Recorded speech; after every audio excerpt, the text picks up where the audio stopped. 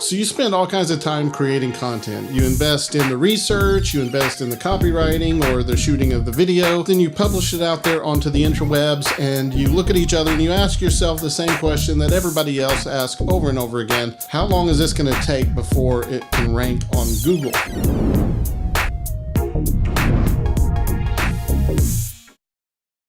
So hey everyone, it's Ryan Scott, and I wanted to give you some of the research numbers that we've found and give you some examples from our own marketing to just show you kind of what really goes into answering that question, how long should it take to rank on Google. And the truth is that there is no exact science. There's no way to guarantee that if you publish a post that it's going to rank #1. Even if you do all kinds of link building and SEO, there's really no way to guarantee it's going to rank. It's a competitive business. You're not the only one that's trying to rank for key terms. You've got a lot of competitors. You got a lot of bloggers. You got people in their mother's basement trying to rank for the same terms that you're trying to rank for. But if you know how Google works and you know what to expect from Google when it comes to the general rule, you can actually work this into your strategy and take advantage of how Google ranks content. But before we get into that, let's look at the numbers. This is some research that people that want quick wins, maybe some unrealistic expectations, are not going to like, but this is the truth. Ahrefs did a study just not very long ago on this very question: how long does it take to rank? And what they found was interesting. Here's one data set that talks about the average age of the page that is in the Google top 10 results. And this is in the number of days. When it comes to the #1 position, it's almost 950 days old. When it comes to the top 10, the average age of every piece of content is 650 days old just to crack the top 10. That's like 2 years old. The content that you're creating now is 2 weeks, a month, 6 months old. On average, it's not competing for the top spot in Google yet. Here's another data set that talks about the age of the pages that are ranking in the top 10 results from another look, and almost 60% of them are 3 years old or more. So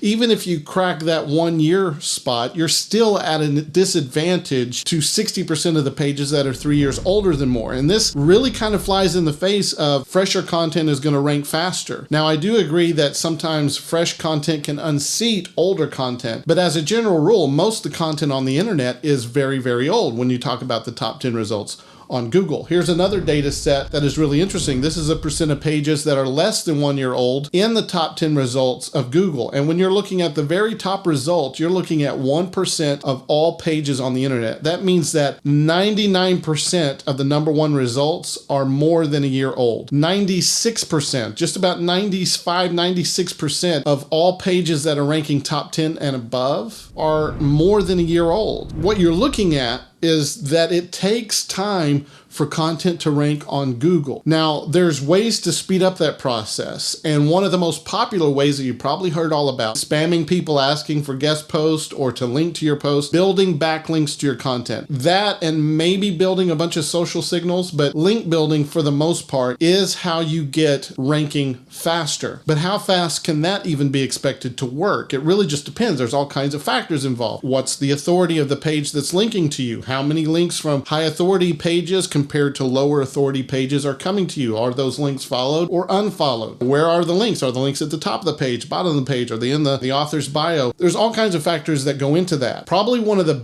best link building experts in the world is a guy by the name of Neil Patel. Neil Patel kind of coined most of the strategies of building backlinks on the internet, at least the legitimate ones that are not totally black hat. Neil Patel did a study also that kind of was complementary to the Ahrefs study, where he was answering the question, how long does it take for a page to rank on Google? And in his studies, he says 3 to 6 months before he can rank on the top page of Google. That's with his best skills in the world of building backlinks. So he's publishing a piece of content and then he's spending a great amount of time building backlinks to those posts. Now, this is Neil Patel. If Neil Patel sends me asking for a link or maybe promising me a link in return, I'm probably going to take him up on that offer because his website and his blog are super, super popular. Having a link from Neil Patel is very valuable for me. So Neil Patel looking for backlinks is going to be pretty easy because just about everybody that knows anything about SEO is going to be saying, yes, I will trade links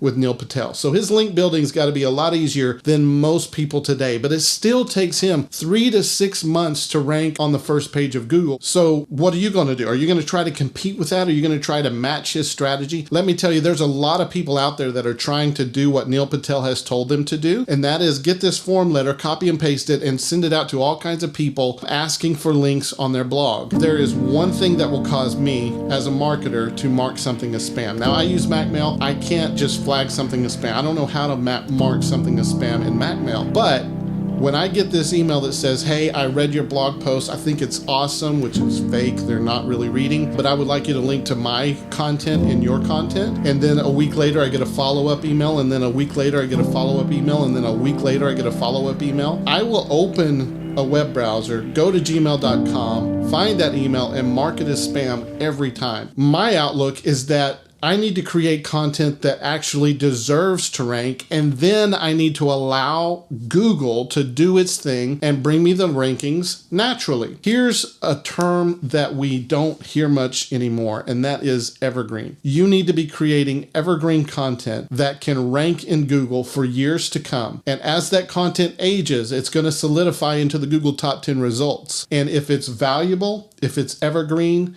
if it is accurate, if it is really great content, it can sit there and own that term for a long time. The bottom line is really this. If you are frustrated because your content is not performing out of the gate in organic traffic, reevaluate your expectations. And if they're not realistic, then the content is not the problem and Google is not the problem, but it's just your expectations that are the problem. And what I've seen, the reason this is so important is because I have seen marketers constantly try to do this get rich quick scheme, the get traffic fast scheme. They get frustrated and they stay at this plateau trying different things, trying different tactics over and over again, and they never really grow, and they rely on paid traffic to kind of prop up their efforts. But the truth is that if you understand that content might take a little while before Google gives it the traffic that it deserves, but if it deserves the traffic, eventually Google is going to give it that recognition. If you trust that process and understand that process, then you know that I'm not just creating content for this campaign, but I'm creating content for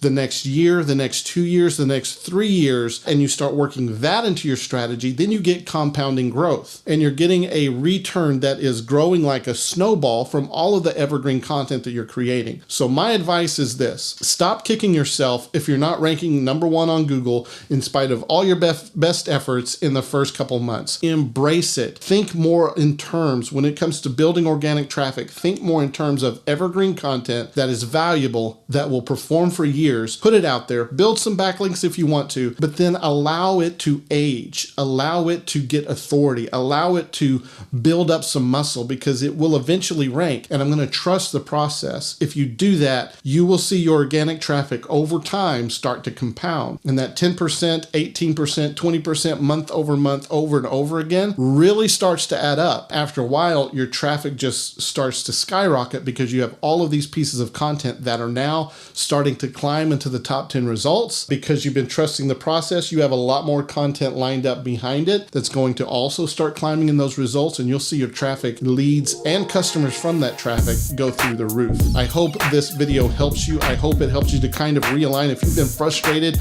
I hope it helps you realign kind of your expectations and maybe give you an inspiration to try a different tactic and build for the long term rather than for short campaigns. Go read that blog post. You can see some of our results, and I look forward to seeing what you have to say about it. Thanks for watching. We'll see you on the next video.